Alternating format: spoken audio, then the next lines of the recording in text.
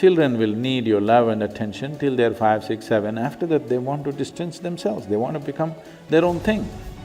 Of course, there'll be somebody else on the street who'll be trying to do something else with them. Those influences are always there, you should not protect them entirely from those things because someday they have to get out. But your business is not to mold them. One thing your child should not become is, they should not become like you. It is just that because you're comparing the child to some other child, you are thinking it is handicapped. Otherwise, who have all their limbs and everything in place, are they not suffering?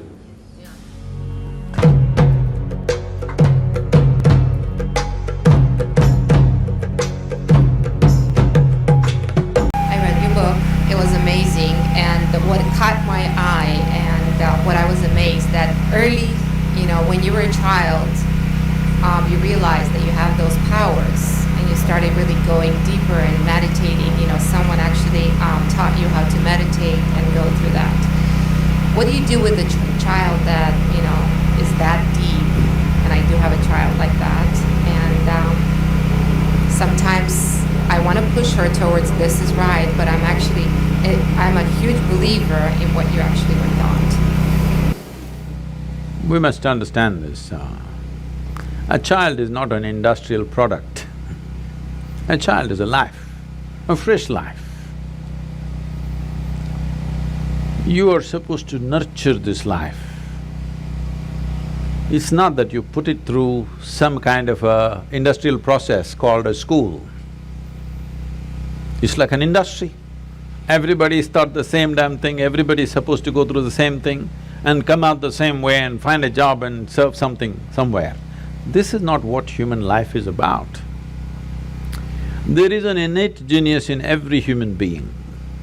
Do we have the patience and the commitment and the dedication to pay the necessary attention to bring that out in a specific human being? That's a big question.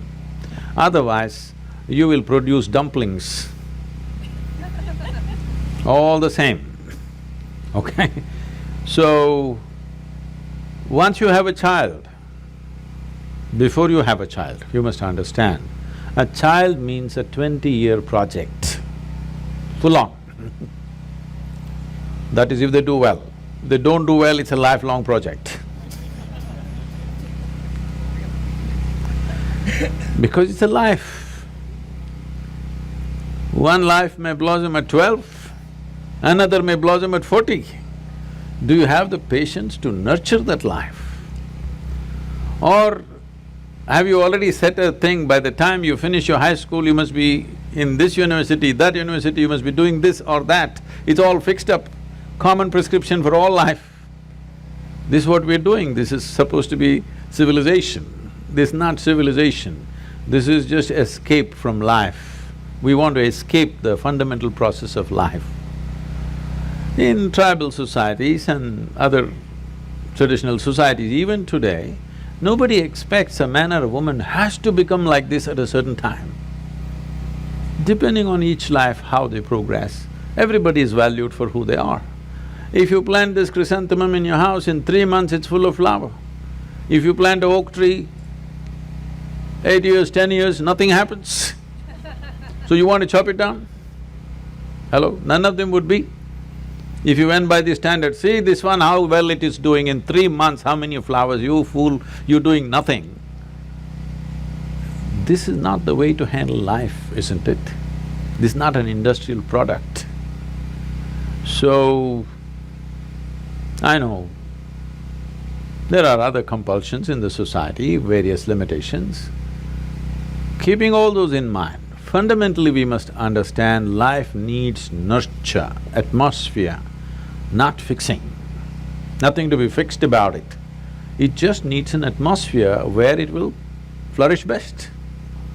What grows in Southern California will not grow in Minnesota, isn't it?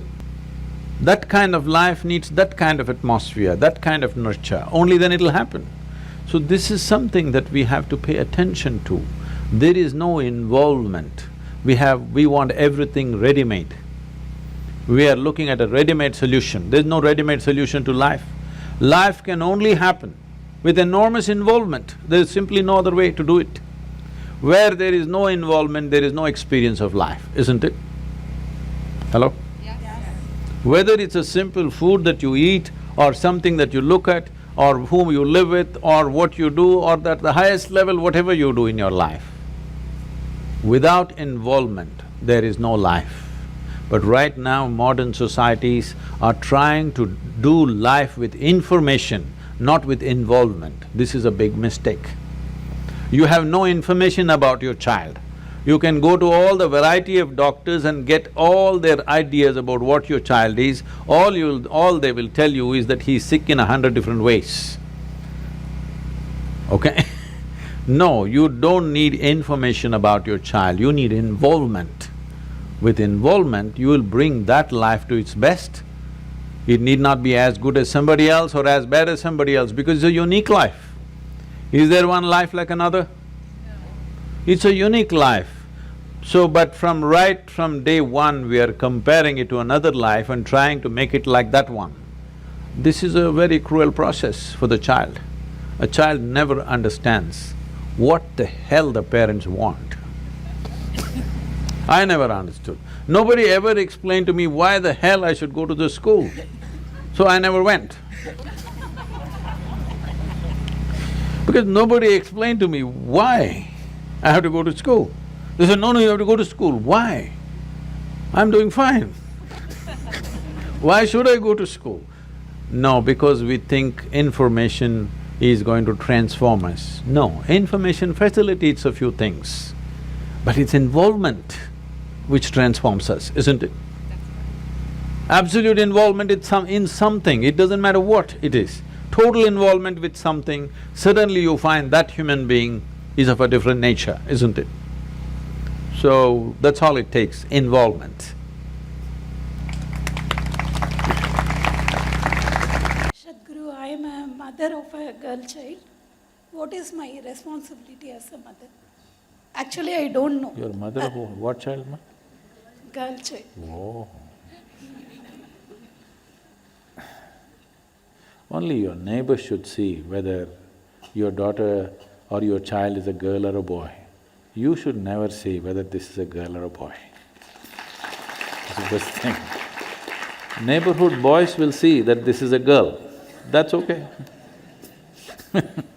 You should not be wondering whether this is a boy or a girl, this is just a child.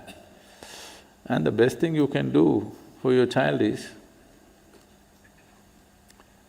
if you think the way you are is everything, naturally your aspiration will be they should become like you, which will be a backward step for next generation of people. What the next generation should be, what you cannot imagine, that's what they should be. If you mold them, how will you mold them? Like yourself? And maybe your parents were better at molding than you, so you will do a worse job than them. Because probably your mother, your father, at least for your mother, maybe it was a full-time job, molding business. You are part-time molder, we can imagine what you will do. Don't try to mold them.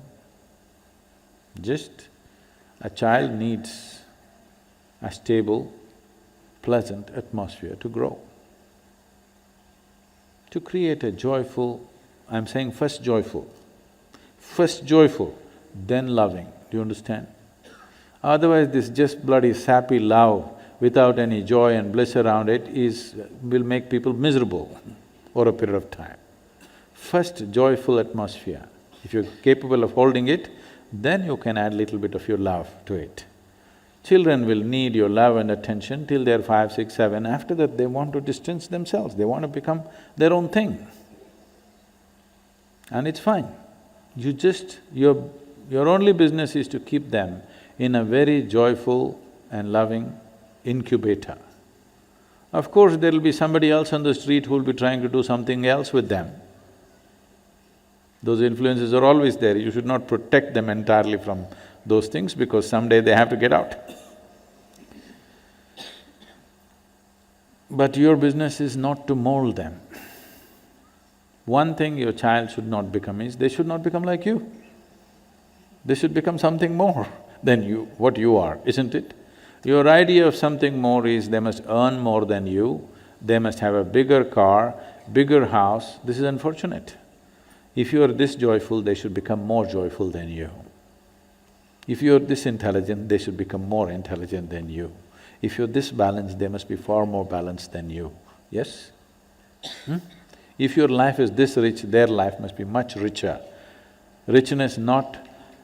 the richness of your child's life or your life for that matter should never be a contribution from what you have. What you have gathered should never enhance your life. Please get this for yourself and your child. Who you are is who you are.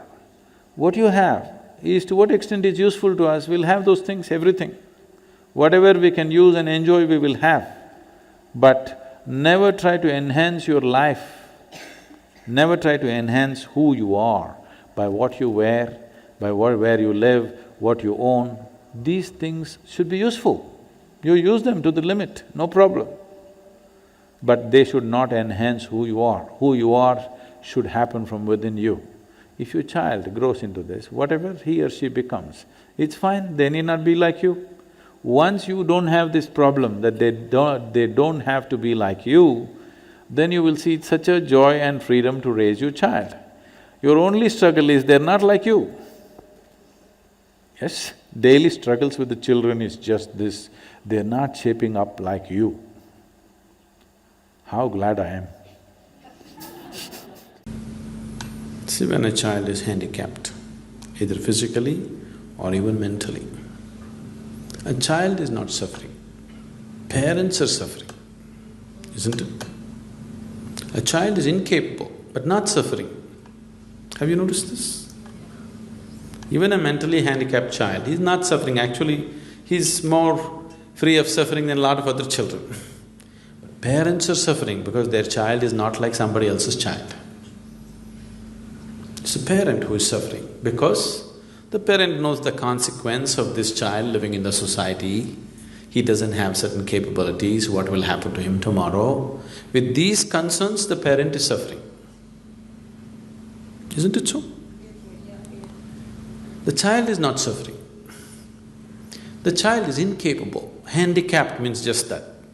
Handicapped, the word itself says that. So, a handicap has come, why? A certain manufacturing defect, that's what you're talking about, isn't it? All this may sound very brutal to you, the way I'm talking. It's very brutal.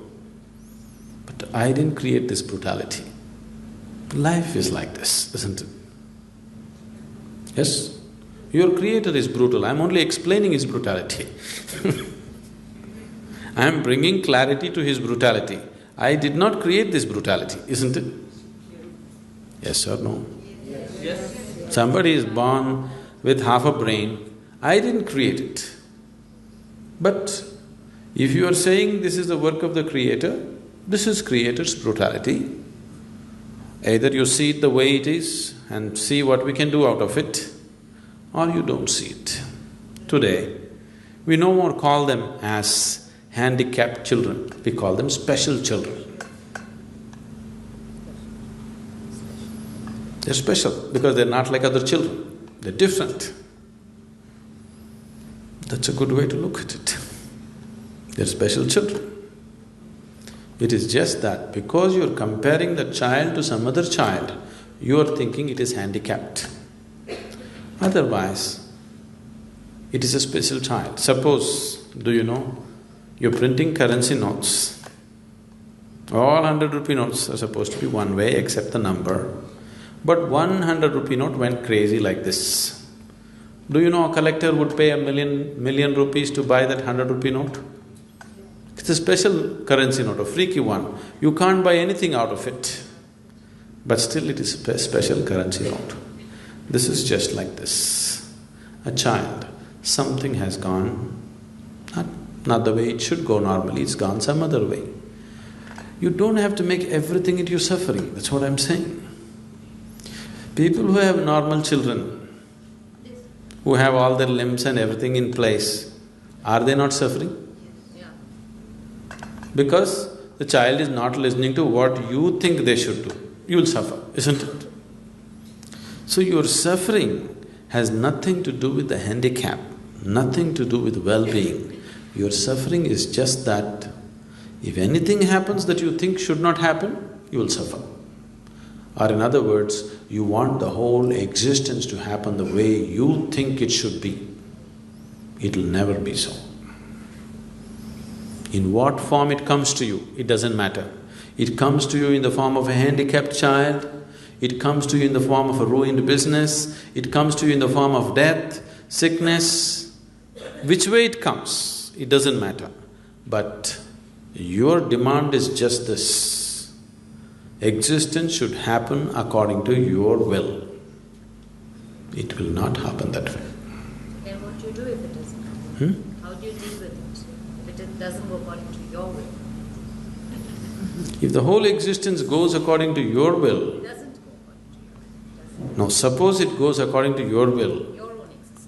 Yes. The whole existence goes according to your will, Seema. Where should I go? It should happen according to my will also, isn't it? So some things happen your way, something happen my way.